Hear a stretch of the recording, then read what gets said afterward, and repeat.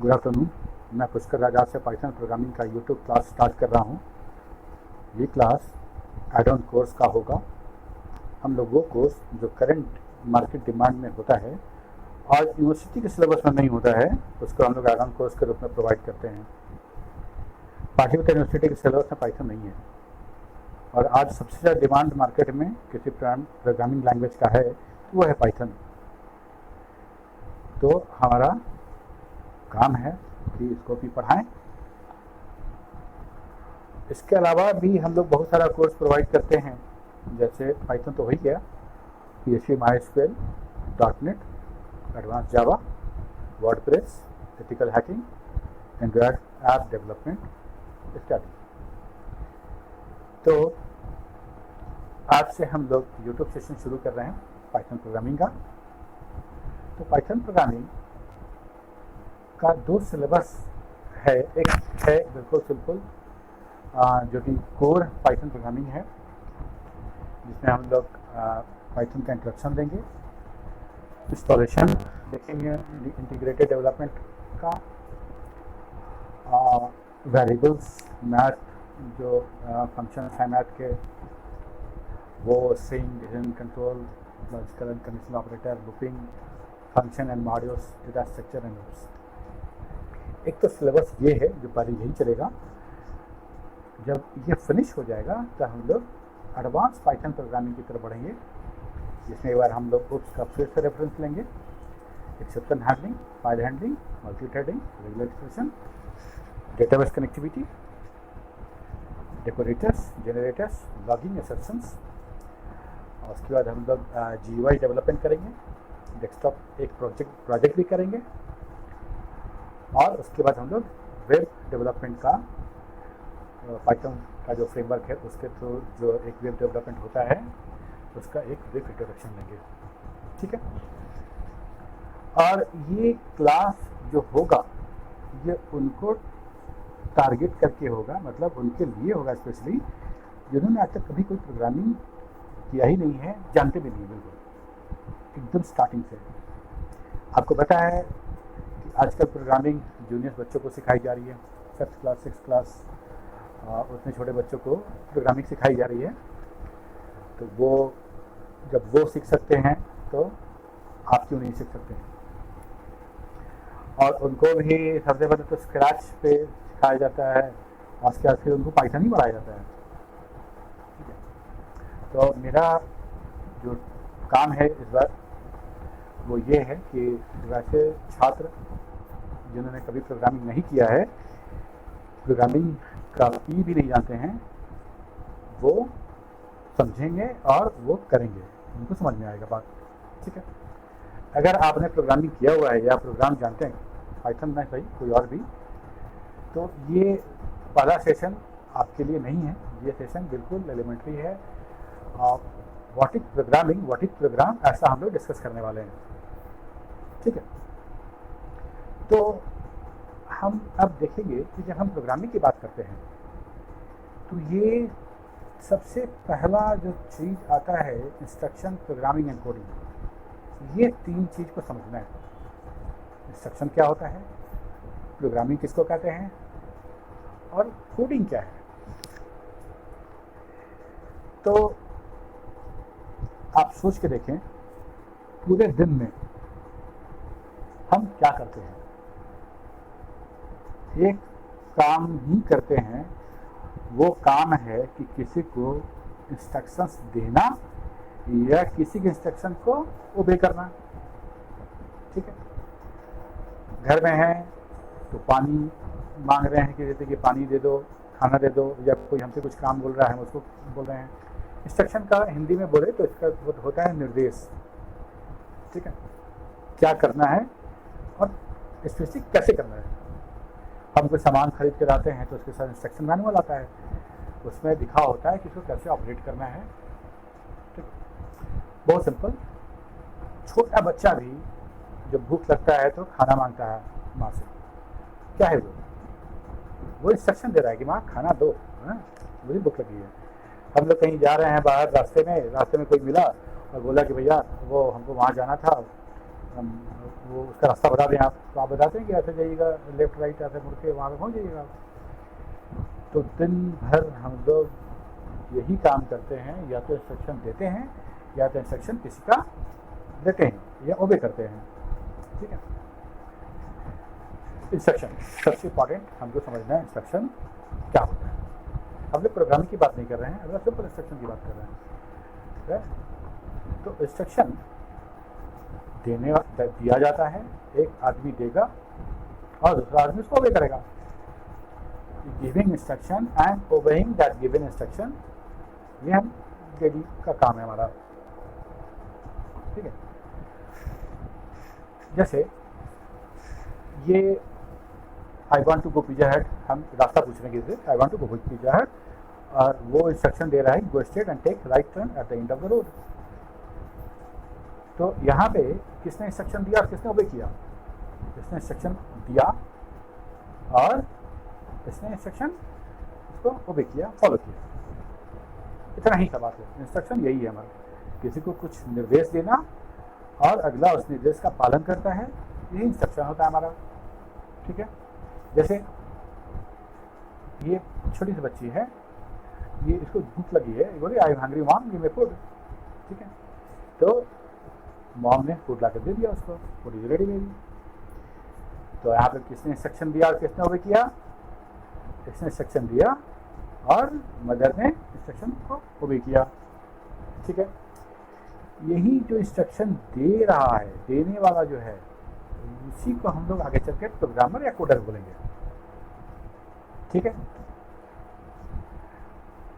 तो अब बात ये आती है कि प्रोग्राम क्या है। इंस्ट्रक्शन समझ में आ गया? इंस्ट्रक्शन मतलब निर्देश। हम हर काम जो बोलेंगे, जैसे आपको हम निर्देश दे रहे हैं, आपको इंस्ट्रक्शन दे रहे हैं कि आप जब फ्री हों तो इस वीडियो को देखें, समझें, और जो सवाल हो आपके वो आप हमको मुझसे पूछें। ठीक, तभी तो फायदा है, अदरवाइज मेरे इस YouTube सेशन का कोई फायदा तो होगा नहीं जब तक आप देखेंगे नहीं, सीखेंगे नहीं। तो इंस्ट्रक्शन समझ में आ गई। अब प्रोग्राम क्या है? प्रोग्राम डिक्शनरी के हिसाब से एक प्लान ऑफ एक्टिविटी है जो कि करना है। A program is a plan of activities to be done. A program of action or event is a series of actions or events that are planned to be done in the future. ऐसे समझे कि भविष्य में होने वाली जो घटनाएं हैं उनका विवरण ही प्रोग्राम है हमारा। ठीक है, वैसी घटना जो भविष्य में होने वाली है उसका विवरण अगर हम लिख दें कि ये ऐसा होगा तो उसको हम प्रोग्राम बोलते हैं। जैसे लॉकडाउन जब ख़त्म हो जाएगा, सब कुछ सही हो जाएगा, तो आप लोग मिलेंगे फ्रेंड्स के साथ और बोलेंगे चलो आज हम लोग कुछ प्रोग्राम बनाते हैं।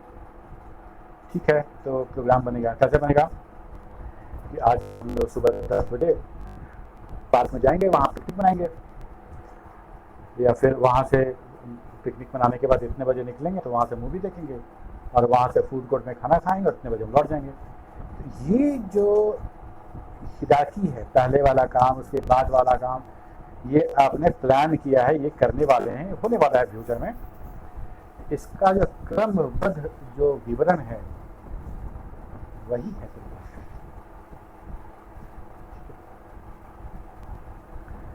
जैसे एक ये देखिए एक लिस्ट है, हम लोग समझने की कोशिश करते हैं कि यहाँ पे किसी टूर एंड ट्रैवल वाले का है ये कि 4 बजे सैटरडे अप्रैल 1 को 4 बजे चार्टर्ड बस डिपार्ट करेगी from high school for airport. ठीक है, अब ये चीज़ जो है यही प्रोग्राम है हमारा।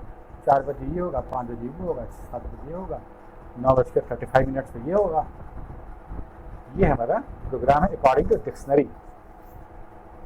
ठीक है, अच्छा एक और प्रोग्राम का एग्जांपल देते हैं जिससे आप लोग बहुत फैमिलियर हैं, वो है हमारा ये मैरिज स्टार्ट। क्या लिखा है? प्रोग्राम। हिंदी में होता तो लिखा होता कार्यक्रम।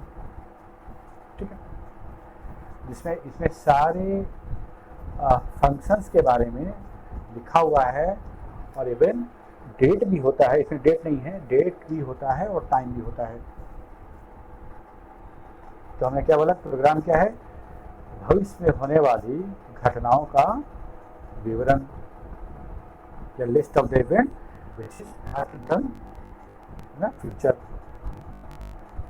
ओके, तो ये होता है प्रोग्राम। ठीक है, अगर जो इंस्ट्रक्शन हम अभी एक दूसरे को दे रहे थे, वो इंस्ट्रक्शन अगर हम कंप्यूटर को देने लगे, तो हम क्या बोलेंगे कि हम कंप्यूटर को प्रोग्राम कर रहे हैं, या हम प्रोग्राम लिख रहे हैं।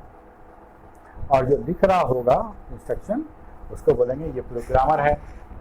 ठीक है, do this, do that, move the car left, speed of car, ऐसा हम इंस्ट्रक्शन कंप्यूटर को दे रहे हैं और कंप्यूटर इसको ओबे कर रहा है। तो हम बोलते हैं इंस्ट्रक्शन देने वाले यानी प्रोग्रामर, और कंप्यूटर हो गया उस इंस्ट्रक्शन को ओबे करने वाला।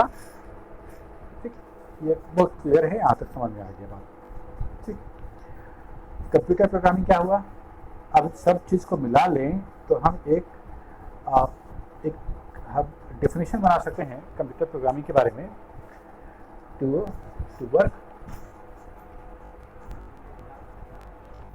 work all our application and games on a computer, we have to give instruction to the computer. Computer cannot think, but computer are very obedient, and so they do whatever we tell them to do. Giving instruction to the computer is called computer programming and coding.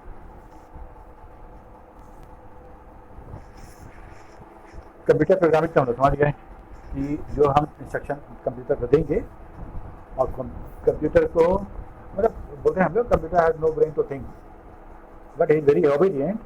हम जो देंगे, जो बोलेंगे, वो उसको ओबे करेगा, उसको एग्जीक्यूट कराएगा। अब रहा बात कंप्यूटर प्रोग्रामिंग समझ में आ गया, ये कोडिंग क्यों, why that computer program is called coding, सही सवाल है। इसके पहले हम लोग ये देखें कि जिस लैंग्वेज में हम प्रोग्राम लिखते हैं उसको बोलते हैं प्रोग्रामिंग लैंग्वेज। क्योंकि हम हिंदी और इंग्लिश में बात करते हैं, उस लैंग्वेज में हमारा प्रोग्रामिंग नहीं हो सकता है, तो उसकी डायरेक्ट लैंग्वेज है जिस लैंग्वेज में हम कंप्यूटर को इंस्ट्रक्शन देंगे। ओके, अब रहा कि हमको तो अब जब ये रिस्ट्रिक्शन है कि हमको कंप्यूटर लैंग्वेज में ही हमको इंस्ट्रक्शन देना है, तब तो हमको कंप्यूटर लैंग्वेज पढ़ना पड़ेगा, सीखना पड़ेगा। क्योंकि आपको पता है कि हर लैंग्वेज का अपना सिंटेक्स होता है, अपना ग्रामर होता है, अपना उसका कीवर्ड होता है। ठीक है, तो हमको वो समझना पड़ेगा। जैसे किसी और लैंग्वेज को सीखने के लिए एफर्ट लगाना पड़ता है, वैसे एफर्ट हमको लगाना पड़ेगा यहाँ भी, लेकिन तो बहुत कम लगाना पड़ेगा। सच्चाई यही है, कोई और लैंग्वेज सीखेंगे तो बहुत ज़्यादा एफर्ट लगाना पड़ता है, और कंप्यूटर लैंग्वेज सीखने के लिए बहुत कम एफर्ट में हम लोग सीख जाते हैं, प्रैक्टिस करनी पड़ती है। हाँ, ये बात है। अब आते हैं कोडिंग पे। What is code? कोड, अगर हमको आपसे कुछ बोलना है और हम डायरेक्टली हम कोई बात नहीं बोल रहे हैं, हम डायरेक्ट नहीं बोल रहे हैं, तो उसको हम बोलते हैं कि कोड में बोल रहे हैं। ठीक है, जैसे हम लोग कहीं खरीदने जाते हैं तो कूपन कोड मिलता है, तो ऐसा कुछ बात बोले, वो मतलब सीधा सीधा वो बात समझ में नहीं आने वाली है, उस कोड से उस बात को डिकोड करना पड़ता है। फॉर एग्जाम्पल, एक छोटा सा बच्चा जिसको कि बोलना नहीं आता है, एकदम छोटा है, बोलना नहीं आता है, उसको अगर भूख लगती है तो कैसे बोलता है कि मुझे भूख लगी है, ये वो कैसे बोलेगा? वो कोड में बोलेगा, वो कोड होगा उसका रोना। ठीक है ना? तो ये जो मैं लिखा ना, फ्रेज और concept used to represent something in the indirect way, ये डिक्शनरी का है। ये डिक्शनरी में कोड के बारे में ऐसा लिखा है, एक फ्रेज है और एक कंसेप्ट है जो किसी चीज़ को इनडायरेक्ट वे में रिप्रेजेंट करने के लिए यूज़ होता है। ये क्या क्या हो सकता है? लेटर हो सकता है, नंबर हो सकता है, किसी तरह का सिंबल हो सकता है जो किसी क्लासिफिकेशन और आइडेंटिफिकेशन के लिए यूज़ होता हो। ठीक है, तो कोड समझ में आ गया कि मतलब हम कंप्यूटर को कुछ बोल रहे हैं और डायरेक्टली कंप्यूटर उसको समझ नहीं पा रहा है, उसको डिकोड करना पड़ रहा है, मतलब उसको हम इनडायरेक्टली हम कुछ काम कह रहे हैं करने के लिए। हम अभी समझाएंगे इसको। तो इसीलिए उसको बोलते हैं कोडिंग। अगर कंप्यूटर डायरेक्टली समझ जाता, जो हम बोले हैं उसको डायरेक्टली समझ में आ जाता, तो उसको कोडिंग नहीं बोलते, हाँ, उसको सिर्फ प्रोग्रामिंग बोलते। लेकिन तो क्या हुआ? तो अभी हम लोग क्या बोल रहे थे कि कंप्यूटर लैंग्वेज सीखना पड़ेगा और उससे हम कंप्यूटर को प्रोग्राम करेंगे। तो कंप्यूटर लैंग्वेज जब भी बनता है तो वो कंप्यूटर को सोच के नहीं बनता है, वो इंसान को सोच के बनता है, प्रोग्रामर को सोच के बनता है कि programmer as a human being उसको अच्छे से समझ में आए और अच्छे से वो इंस्ट्रक्शन लिख सके। ठीक है, और बाद में हम कंप्यूटर को उसको ट्रांसलेट करके मशीन लैंग्वेज में समझा लेंगे। कैसे? आप लोगों ने पढ़ा है कि कंप्यूटर हमारा जो है वो मशीन कोड पे काम करता है और वो बाइनरी इंस्ट्रक्शन को समझता है। ठीक है, लेकिन हम तो प्रोग्राम लिखेंगे वो सिंपल इंग्लिश से मिलता जुलता हुआ होगा। उसको अब हम 0-1 में कैसे बनाएंगे? और 0-1 में हम लिख नहीं सकते हैं क्योंकि हमको 0-1 समझ में नहीं आएगा। तब क्या होगा? सबसे अच्छा है कि हम एक उसको डिकोड करने के लिए उस कोड को, उस कोडेड इंस्ट्रक्शन को जो हम कंप्यूटर को दे रहे हैं, उसको डिकोड करने के लिए एक ट्रांसलेटर यूज़ करें। ठीक है, और वो ट्रांसलेटर क्या करेगा कि उसको पता रहेगा कि हमको सारे इंस्ट्रक्शन को मशीन कोड में हमको ट्रांसलेट कर देना है। इसीलिए हम उसको बोलते हैं कोड, और लिखने वाले को कोडर, और लिखने की क्रिया को, दैट इज द वर्ब, उसको बोलते हैं कोडिंग। अब बात करते हैं ट्रांसलेटर। ट्रांसलेटर अभी हम लोगों ने बोला ना, कोड को ट्रांसलेट करने वाला, वही ट्रांसलेटर है। As we know that the program written by us cannot be understood by the computer. The program written by programmers need to be translated into machine language so that computer can understand and obey those instructions. Clear है? तो कितनी तरह का translator होता है? हम लोग यहाँ पे दो तरह का ट्रांसलेटर देख रहे हैं, एक कंपाइलर, एक इंटरप्रेटर है। लैंग्वेज में भी हम लोग ऐसा करते हैं कि हम ये समझते हैं कि हाई लेवल लैंग्वेज होता है और एक लो लेवल लैंग्वेज भी होता है। हाई लेवल लैंग्वेज में हम लोग कंपाइलर इंटरप्रेटर की बात करते हैं। लो लेवल में हमारा मशीन कोड आता है और असेंबली लैंग्वेज आता है। ठीक है, जो प्रोसेसर का जो अपना जो उसका जो इंस्ट्रक्शन सेट होता है उस पर प्रोग्रामिंग होता है उसमें। तो ट्रांसलेटर तो हाई लेवल लैंग्वेज के केस में हमारा कंपाइलर और इंटरप्रेटर है। असेंबलर के केस में, लो लेवल वाले में, हमारा असेंबली लैंग्वेज हो जाता है। हाँ, असेंबलर हो जाता है। असेंबली लैंग्वेज वाले केस में इसको असेंबलर बोलते हैं। और एक लो लेवल मशीन है तो मशीन को तो सिंपल मशीन को ही समझ में आने के लिए है, तो वहाँ पे कोई ट्रांसलेटर की आवश्यकता नहीं होती है। तो हम लोग अभी कंपाइलर इंटरप्रेटर जान गए हैं, और हम लोग को पाइथन जो है इंटरप्रेटर बेस्ड लैंग्वेज है, और हम लोग समझेंगे कंपाइलर क्या होता है, इंटरप्रेटर होता है, दोनों कैसे काम करते हैं तब समझेंगे। और ये दोनों सॉफ्टवेयर हैं जो हमारे कंप्यूटर पे इंस्टॉल किए जाते हैं ताकि हम उसको आगे समझ सकें। यहाँ तक तो क्लियर है कि हम लोगों ने समझा कि इंस्ट्रक्शन क्या होता है, प्रोग्राम या प्रोग्रामिंग करना किसको कहते हैं, कोड क्या होता है, और ट्रांसलेटर क्या होता है और क्यों ज़रूरी है ना। क्योंकि हम जो इंस्ट्रक्शन दे रहे हैं वो कोड में दे रहे हैं, वो डायरेक्टली उसको यूज़ करने के लायक नहीं है। That is encoded in high level language and computer needs to be decoded to the machine language. ठीक, अब हम पाइथन के बारे में थोड़ा सा जानते हैं। पाइथन क्या है? Python is a very easy programming language, very, इतना आसान कि जूनियर्स क्लास में पढ़ाया जा रहा है, बच्चों को पढ़ाया जा रहा है। यूट्यूब रिकॉर्ड कर रहा है, यूट्यूब क्लास रिकॉर्ड कर रहा है, ठीक है। पाइथन जूनियर क्लास में सिखाया जाता है। और अगर आप कोई प्रोग्रामिंग नहीं जानते हैं तो ये बेस्ट चॉइस है आपका पहला प्रोग्रामिंग लैंग्वेज होने का। It's the best choice to learn as a first programming language. एक टाइम था जब पहला प्रोग्रामिंग लैंग्वेज सी को हम लोग बोलते थे, और उस समय ऐसा हम लोग बोलते थे कि किसी भी प्रोग्रामिंग लैंग्वेज का मदर टंग अगर कुछ है तो वो सी है ऐसा। लेकिन वो अब ऐसा नहीं है, ऐसा नहीं है। और सी अगर हम एक बार आप पाइथन देख लें तो आपको सारे लैंग्वेज डिफिकल्ट लगने लगेंगे। ऐसा नहीं कह रहा हूँ डिफिकल्ट लगेंगे, मतलब इससे आसान कोई नहीं मिलेगा आपको। या सिंटेक्स बोलें या देखने का तरीका बोलें, सब कुछ।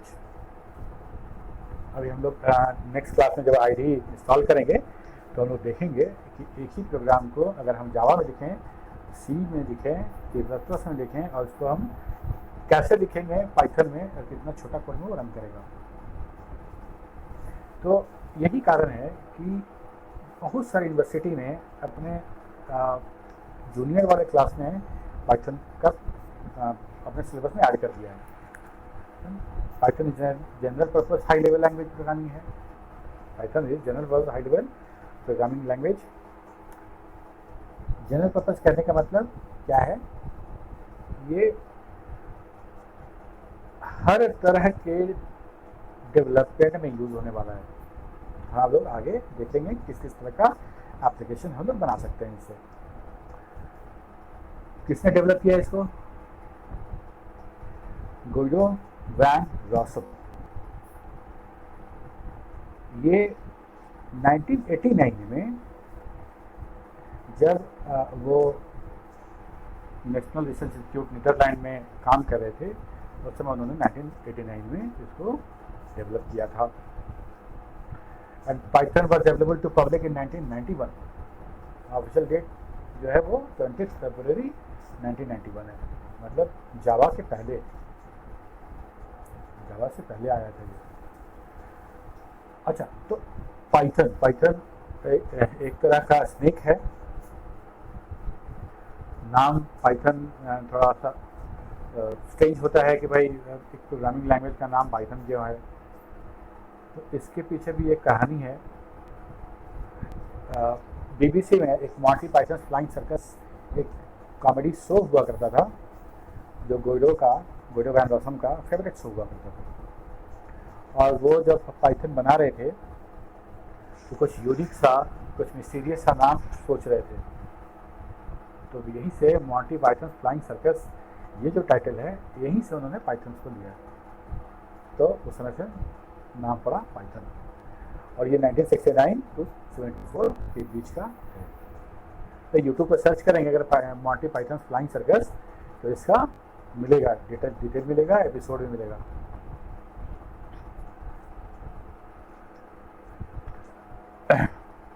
पाइथन जो है वो डायनेमिकली टाइप्ड लैंग्वेज है, और जबकि सी प्लस जावा जो है स्टैटिकली टाइप लैंग्वेज है। इतना इसका इतना सा मीनिंग है कि जैसे मान लीजिए हम अगर कोई प्रोग्रामिंग जानते होंगे तब समझिएगा, अदरवाइज कोई आवश्यकता नहीं है। अगर हम कोई वेरिएबल बना रहे हैं तो हमको किसी और लैंग्वेज में लिखना पड़ता है कि ये डेटा टाइप क्या होगा उस वेरिएबल का। INT A, मतलब इंटीजर जैसा A है। अब A में हम कैरेक्टर असाइन नहीं कर सकते हैं, मतलब स्टैटिकली टाइप। एक बार हम बता दिए कि भाई ये वेरिएबल A जो है इंटीजर टाइप है, तो वही पूरे प्रोग्राम के दौरान वो इंटीजर ही रहेगा, वो चेंज नहीं हो सकता है, और हमको पहले से डिफाइन नहीं करना पड़ेगा। अगर हम किसी वेरिएबल को बगैर डिक्लेयर किए हुए उसको कोई वैल्यू असाइन करते हैं या यूज़ करते हैं तो हमको कंपाइलर का एरर मैसेज आएगा। ऐसा होता है। पाइथन में ऐसा नहीं है। पाइथन अगर हम देखते हैं a बराबर 10, तो जैसे ही a बराबर 10 लिखेंगे वैसे ही उस वैल्यू के आधार पे a को int डिफाइन कर लेगा, डिक्लेयर कर लेगा। और नेक्स्ट लाइन में हम a को हम उस पर स्ट्रिंग स्टोर करा दें तो तुरंत वो स्ट्रिंग में कन्वर्ट हो जाएगा। हम लोग इसका करके देखेंगे, ऐसे बता रहे हैं। अगर मान लीजिए लग रहा हो डायनेमिकली टाइप क्या है, स्टैटिकली टाइप क्या है, तब तक के लिए समझिए कि ये ऐसा होता है।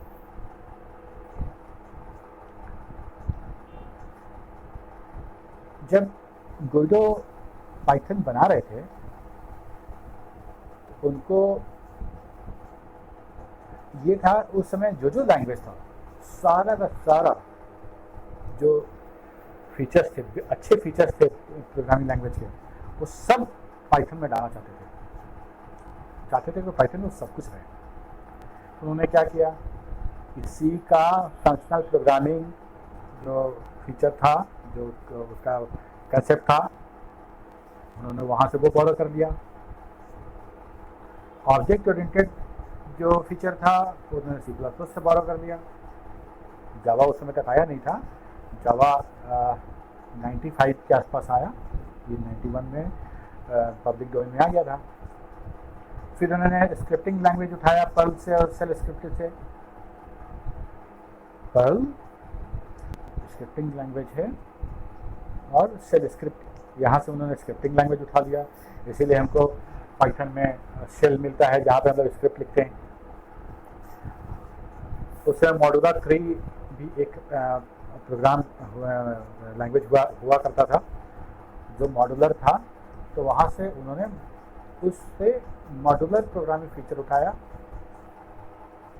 और तब जाके इन्होंने पाइथन बनाया। तो पाइथन हमारा फंक्शनल भी है, मॉड्यूलर भी है, ऑब्जेक्ट ओरिएंटेड भी है और स्क्रिप्टिंग भी होता है उसमें। सारा का सारा सिंटैक्स, मैक्सिमम सिंटैक्स जो है या तो C से लिया हुआ है या फिर ABC लैंग्वेज से लिया हुआ है ना। Most syntax are taken either from C language और ABC लैंग्वेज।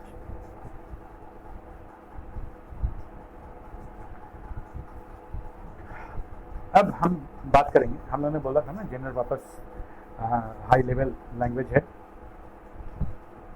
किस तरह का हम यहाँ पे एप्लीकेशन डेवलप कर सकते हैं,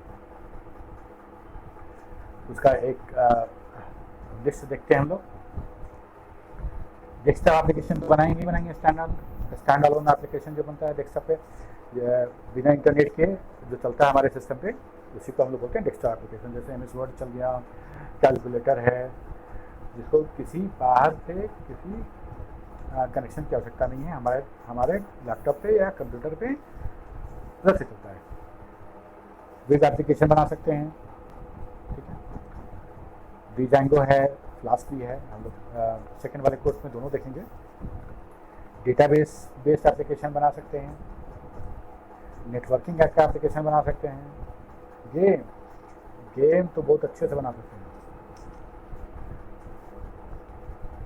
मतलब बहुत कम मेहनत में आप गेम बना लेंगे। फिर डेटा एनालिसिस, डेटा साइंटिस्ट वाला जो है वो पूरा डेटा एनालिसिस का काम इसमें हो सकता है, होता है। और डेटा साइंस में सबसे ज़्यादा डिमांड तो पाइथन का ही है। Machine learning, artificial intelligence application, IoT application, mobile application. अब बताइए, जिस लैंग्वेज में इतना काम हो रहा होगा उसका डिमांड क्यों नहीं होगा।